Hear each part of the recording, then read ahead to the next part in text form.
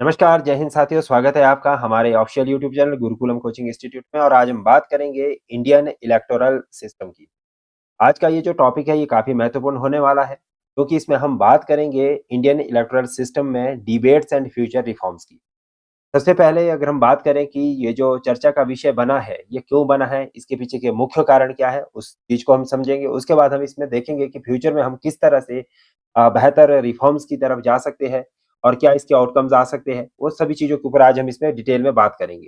सबसे पहले हम यहाँ पे समझने का प्रयास करेंगे कि जो हमारा इंडियन इलेक्टोरल सिस्टम है, वो क्या है? सबसे पहले अगर हम बात करें भारत की चुनाव प्रणाली की, तो सबसे बड़ा चुनाव तंत्र जो देखा जाता है, वो भारत का ही है। लोकतंत्र व्यवस्था जो हमने अपनाई है 1947 में, हमने क्या बनाया है?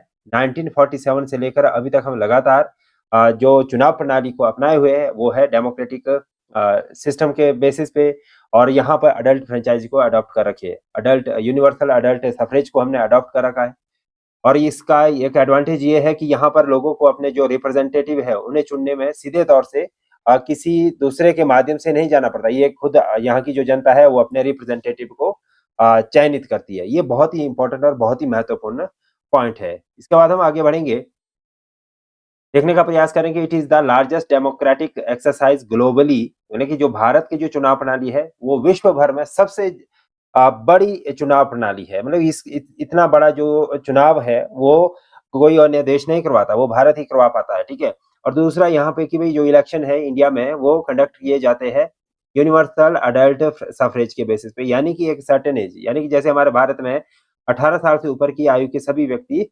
चुनाव में भाग ले सकते हैं, अपना वोट दे सकते हैं। दूसरा and the first past the post system adopt किया जाता है। इसका मतलब ये है कि इस सिस्टम के बेसिस पे क्या होता है कि जो व्यक्ति सबसे ज़्यादा वोट लेंगे उसे ही हम विनर कैंडिडेट घोषित करते हैं। And however over the years the system has come under scrutiny due to the various structural, procedural and ethical concern.